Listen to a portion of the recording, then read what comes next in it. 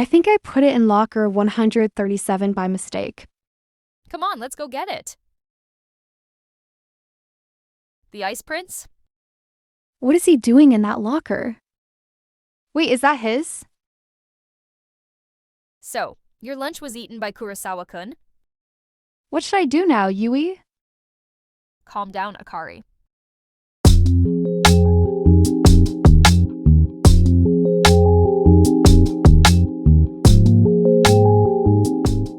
This is bad, I'm so dead. I'm late. I have to quickly put this lunch in Yui's locker and then run to class. Midori Akari's breath came in ragged gasps, hot in her dry throat. Her school bag felt like a sack of bricks banging against her back with every step, and her hastily tied shoelaces threatened to trip her up at any moment.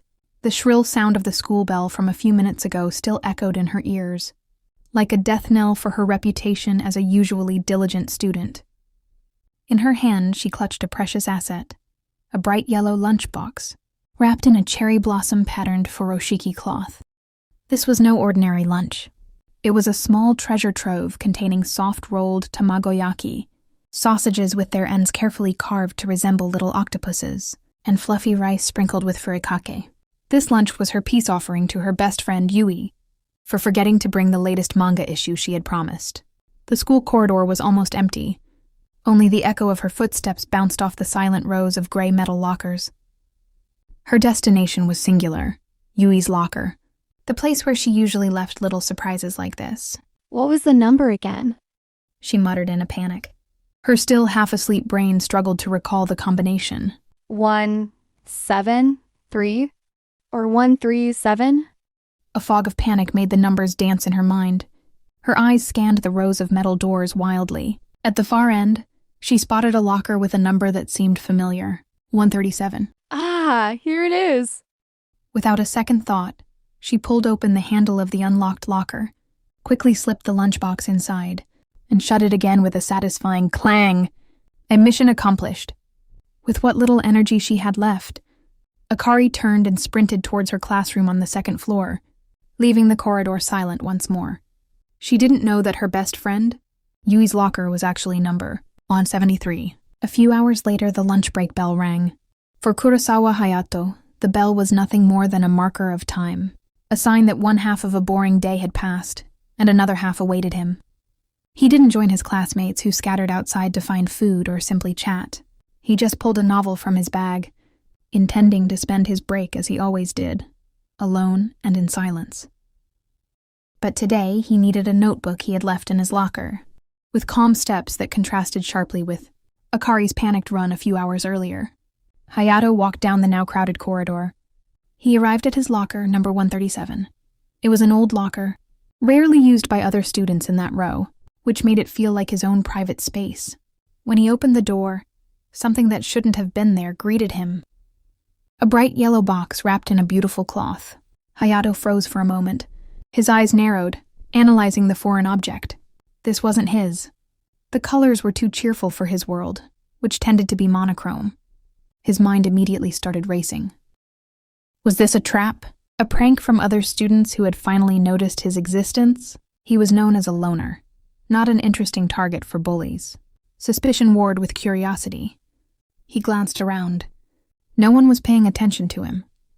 With a swift, cautious movement, he took the box, put it in his bag, and quickly walked away, heading for the one place where he wouldn't be disturbed, the school rooftop. Under the vast blue sky, with a gentle breeze blowing through his hair, Hayato sat on a worn-out bench. He placed the box in front of him, staring at it as if it were a time bomb. After a moment's hesitation, he finally untied the wrapping cloth, then lifted the lid of the box.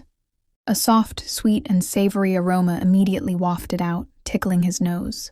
His eyes widened slightly. Inside the box, the food was arranged so neatly and colorfully. The octopus sausages seemed to be smiling at him. The rolled omelet looked incredibly soft. This was clearly not a trap. This was made with intention. With slight hesitation, he picked up the chopsticks tucked beside the box and tasted a piece of the tamagoyaki, as the perfectly sweet taste and soft texture melted on his tongue. Hayato fell silent. A strange, Warm feeling he hadn't felt in a long time slowly spread through his chest. This was the taste of a home-cooked meal. Without realizing it, he finished everything, until not a single grain of rice was left. As he stared at the now empty lunchbox, only one question spun in Kurosawa Hayato's mind. Who? Lunchtime was a little slice of heaven for Midori. Akari. It was when she could open her bento, show off her culinary creations, and most importantly, see the happy face of her best friend, Yae, as she tasted her cooking. Today, she sat at her desk with an immense sense of relief, after escaping her homeroom teacher's wrath. All right, Akari.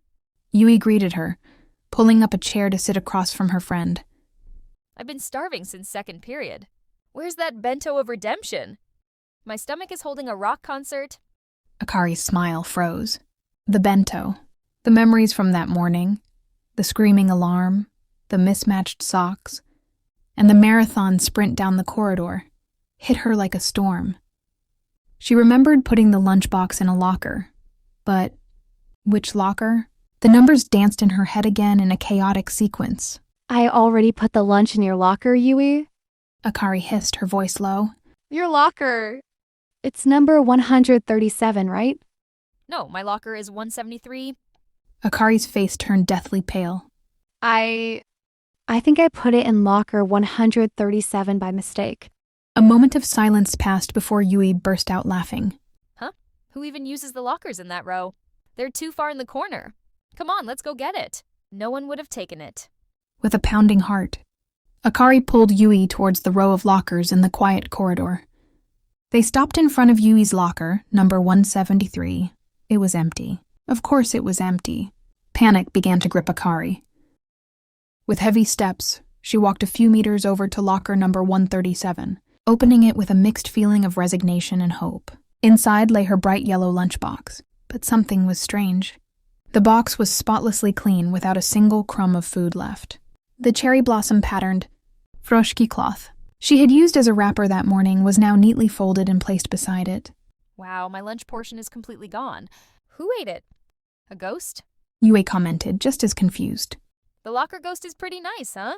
Finished the food, washed the box, and then folded the cloth so neatly. Sing? Who? Akari whispered, more to herself. Who would do something so meticulously? Confused, they started walking back to class. But just as they reached the corridor, someone approached the lockers. They turned their heads. Just then a figure approached. From the end of the corridor, Kurosawa Hayato walked with calm strides. He walked past them and went straight to locker 137, without glancing at Akari and Yui, who were frozen on the spot. He opened the locker, placed a notebook inside, then closed it again and walked away.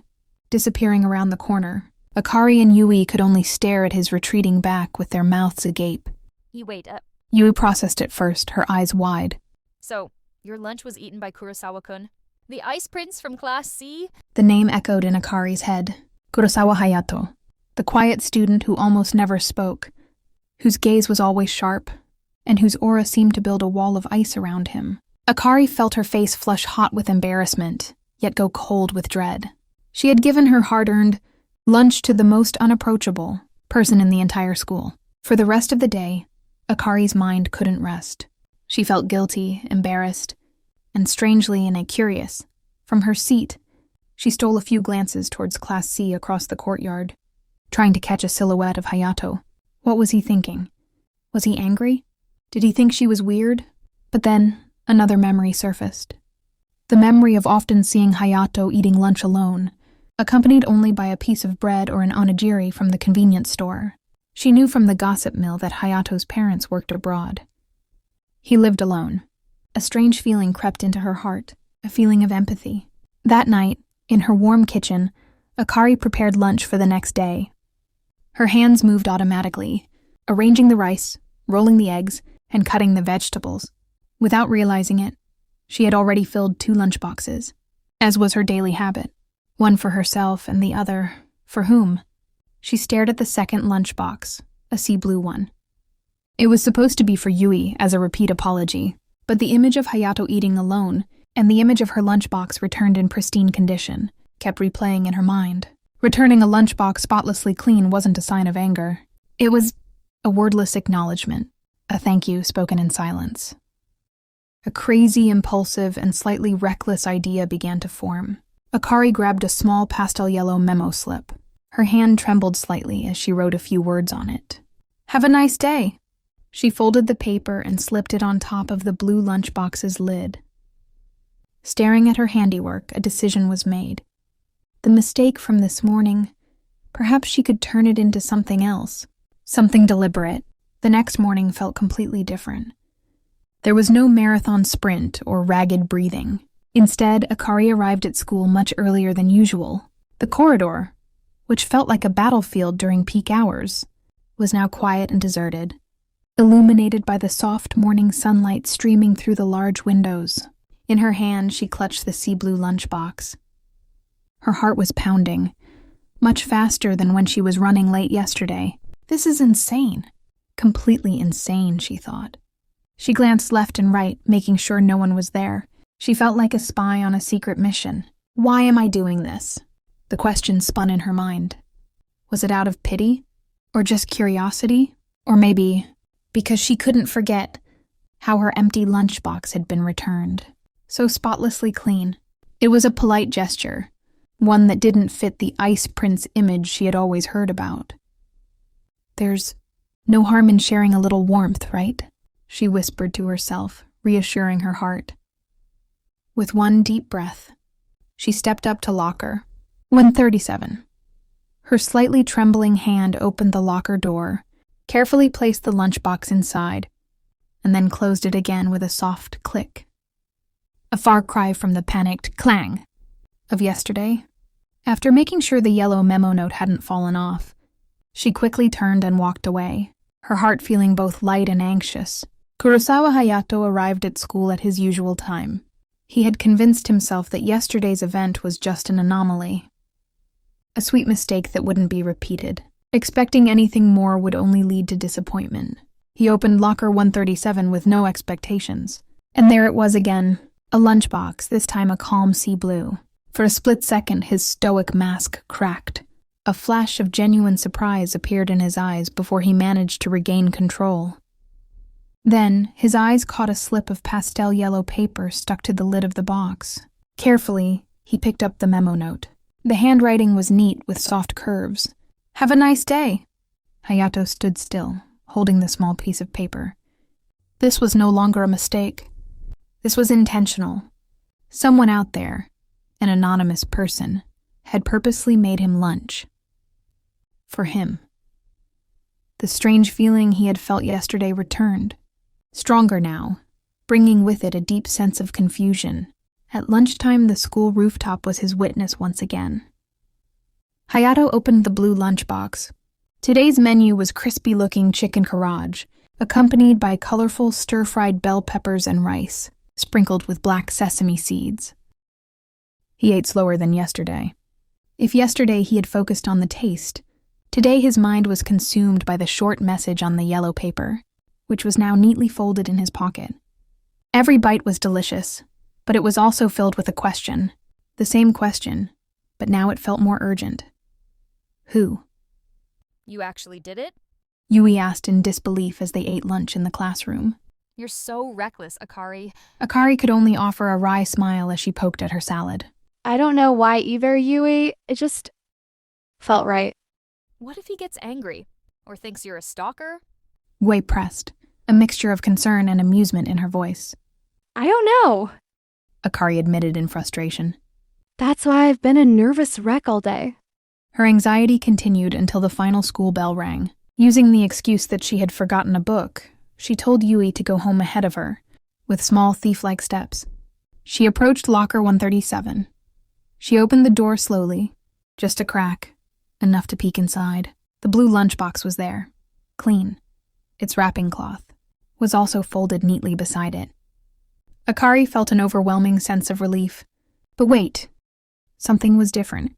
The yellow memo note wasn't tucked into the wrapping cloth. It was placed directly on top of the box. With her heart starting to pound again, Akari picked up the memo note. She turned it over. On the back of the paper, in handwriting that was stiff yet neat, a stark contrast to her own rounder script, were two words. Thank you. Akari's breath caught in her throat. He wasn't angry. He didn't think she was weird. He had thanked her. A wide, uncontrollable smile spread across Akari's face.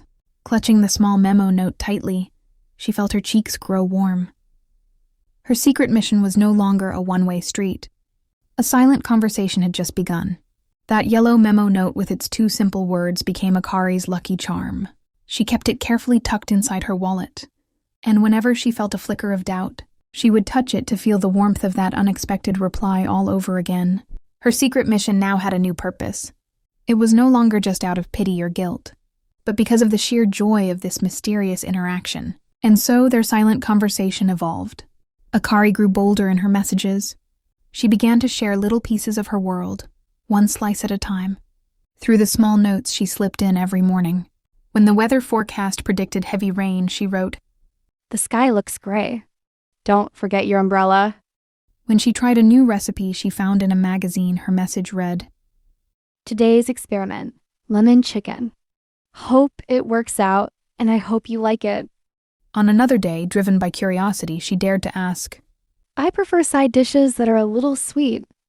How about you? Hayato's replies also began to change. He remained a man of few words, but his responses showed more personality than anyone at school had ever seen. On the day Akari reminded him about the umbrella, he didn't write a reply. Instead, next to the clean lunchbox lay a perfectly folded green origami frog. Akari beamed when she found it. Frogs are a symbol of good luck on rainy days. For the lemon chicken menu, his reply was short but satisfying. It was good. Especially the sauce. And for the question about taste preference, his answer was quintessentially Kurosawa Hayato, but an answer nonetheless. Anything is fine, as long as it's not a bother for you. Akari had to read that last sentence several times. As long as it's not a bother for you. There was an implied note of concern there. Her heart warmed. Meanwhile, on the other side of the locker wall, Hayato's world was slowly changing. The daily lunch had become an anchor in his monotonous day. It was a warm certainty, a delightful mystery. The who question, which was once mere curiosity, had now grown into a genuine desire to know. He started to collect clues. Clue 1. Her handwriting is neat and feminine. Definitely a girl. Clue 2. Her cooking tastes like a sincere home-cooked meal. Not something store-bought. Clue 3. She is thoughtful, the umbrella reminder. Cheerful from the emojis she uses, and a little clumsy from their first mistake. His passive curiosity turned into an active search. He began arriving at school at different times, sometimes earlier, sometimes a little later, hoping to catch a glimpse of his bento angel. One Tuesday morning, he almost succeeded. Akari was running a little behind her mission schedule. The corridor was already starting to fill with a few early arriving students. With a pounding heart, she hurried to locker 137. Just as she placed the lunchbox inside and was about to close the door, she heard the sound of steady footsteps approaching from the end of the corridor. Panic! Without thinking, she darted away and hid behind a large pillar supporting the corridor, just a few meters from the row of lockers. She held her breath, praying she wasn't seen. The footsteps stopped. Akari peeked out from behind the pillar. It was Kurosawa Hayato. He stood still in front of his locker, not opening it right away. He just stared down the corridor with a sharp gaze, as if his senses told him something was amiss. Akari's heart felt like it was going to explode. Hayato turned his head slightly in the direction of her pillar. For a moment, their eyes almost met. Akari quickly pulled her head back, her back pressed hard against the pillar. She was sure Hayato had seen the edge of her uniform ribbon peeking out for a second. After a silence that felt like an eternity, Hayato finally opened his locker, took the box, and walked away towards his classroom. Akari could finally breathe. She slid down weakly, leaning against the pillar with trembling knees. This mission was becoming more dangerous, and at the same time, more thrilling. In his classroom, Hayato sat staring at the lunchbox on his desk. He hadn't seen her face, but he was certain. He had caught a glimpse of the distinctive, moss-green ribbon of a second-year student. His search now had a new focus. His vast world had now narrowed down to a list of second-year female students. The mystery of the lunchbox from heaven was one step closer to being solved. The school library after hours was Kurosawa Hayato's domain. It was quiet, orderly, and filled with worlds he could dive into without needing to speak. But today, his focus wasn't on the lines of words in a book. His sharp eyes, usually fixed on the pages of a novel, were now working like radar. His mission: find the girl with the moss-green hair ribbon. And the bait walked right into the trap. Midori Akari entered the library with light steps. Hayato recognized her immediately. That green ribbon, exactly the same as the one he'd glimpsed in the corridor the other day. He lowered his head, pretending to read. But his eyes watched Akari's every move from behind the cover of his book. Akari didn't head for the novels or textbook shelves. She walked straight to the hobbies and skills aisle. Hayato held his breath for a moment. His heart beat a little faster. He watched Akari scan the shelves before stopping at the cooking section. Bingo! His suspicion hardened into near certainty. The cheerful girl with the green ribbon who liked recipe books. It was too many coincidences in one package. Hayato observed Akari as she struggled. The girl stood on her tiptoes, trying to reach a thick, brightly covered book on the top shelf. He saw the muscles in her arm tense, her body slightly unsteady. The heavy book shifted, lost its balance, and began to slide off, directly towards Akari's head. Time seemed to slow down for Hayato. Without thinking, instinct took over. In a single, almost silent motion, he rose from his chair. 2 quick strides closed the distance between them. Akari squeezed her eyes shut, bracing for a hard impact. But all she felt was a rush of air and then silence. She slowly opened her eyes. Kurosawa Hayato's face was just inches from hers. His sharp eyes stared straight at her. One of his hands was pressed against the wall next to her head, while the other was raised, firmly gripping the thick book that was about to hit her. She was trapped between the wall and Hayato's body. Akari froze. She could feel the warmth of his breath. She could see her own reflection in his dark eyes. The world around her vanished. Ups. Akari's voice came out as a strangled whisper. Her cheeks felt like they were on fire. Thank you, Kurosawa-kun. Hayato's gaze didn't soften. His eyes moved, scanning Akari's blushing face, down to her green ribbon, then to the book in his hand. Akari's own eyes followed his gaze to the book's title. Delicious and Practical Bento Creations. "I'm so dead!" Akari screamed internally. Be careful. Hayato finally said, his voice low and flat.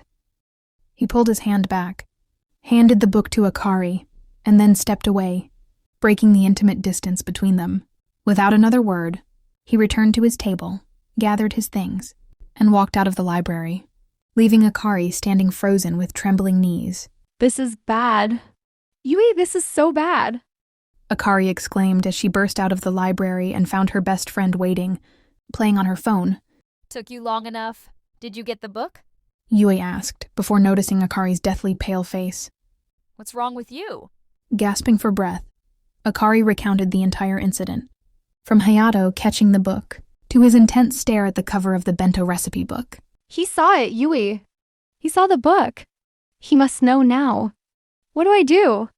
Akari rambled in a panic, hugging the book as if it were a piece of criminal evidence. Yui was silent for a moment, processing her friend's dramatic story. Wait. Calm down first, she said, placing her hands on Akari's shoulders. Okay, so he saw you take a bento recipe book. A lot of girls like to cook. It doesn't mean he's 100% sure it's you, right?